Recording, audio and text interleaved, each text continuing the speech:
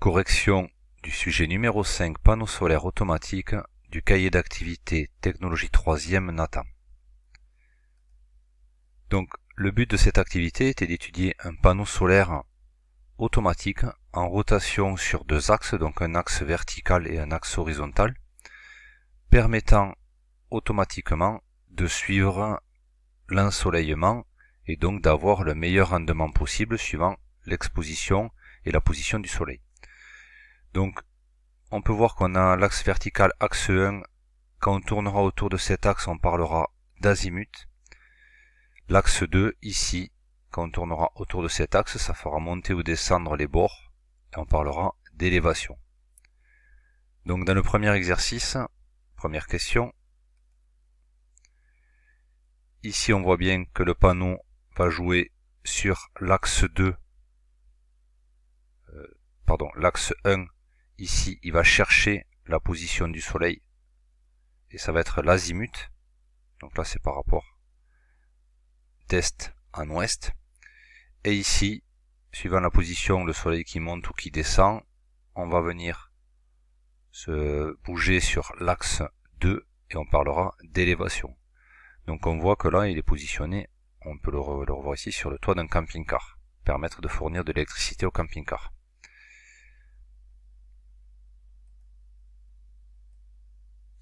Dans l'exercice 2, nous avions la chaîne d'information et la chaîne d'énergie, comme d'habitude. Donc on a une intensité lumineuse, c'est le rayonnement solaire. Le capteur solaire va permettre d'acquérir l'intensité.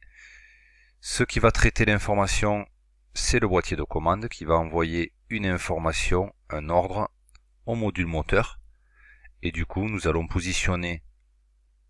piloter les moteurs suivant le programme qui se trouvera dans le boîtier de commande. Nous verrons ce programme plus tard.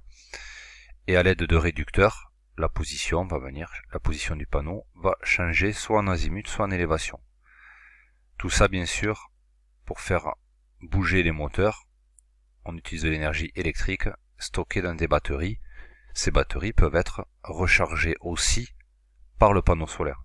Donc, un panneau solaire peut fournir l'électricité au camping-car pour de l'éclairage, fonctionnement d'un frigo, fonctionnement d'appareils électriques, et aussi, bien sûr, pour stocker sa propre batterie.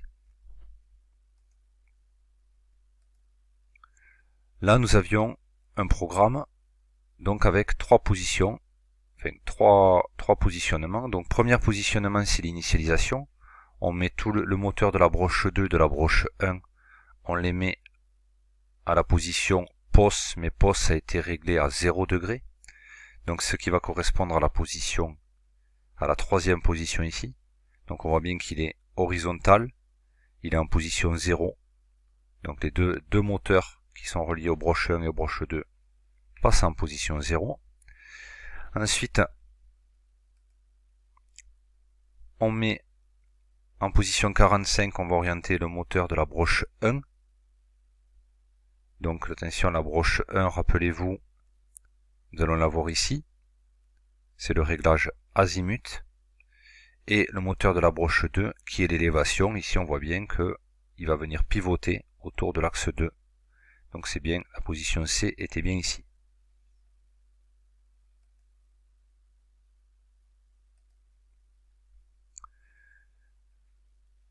Nous avons ici notre programme pour positionner par rapport à l'ensoleillement.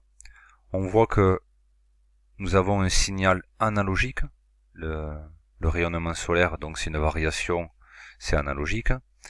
D'après le graphe, quelle est la valeur qui est envoyée lorsque l'éclairement est maximal? Nous allons voir une valeur 512. Le capteur va envoyer 512 quand le soleil passera au maximum, qu'il aura le maximum de luminosité, mais bien sûr sans nuage, c'est-à-dire dans des conditions optimales.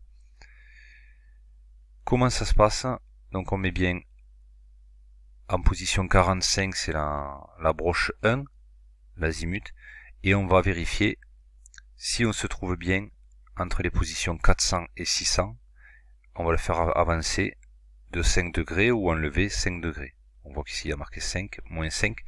Donc on va essayer de traquer, on appelle ça traquer, c'est rechercher la meilleure position pour être toujours aux alentours de 512.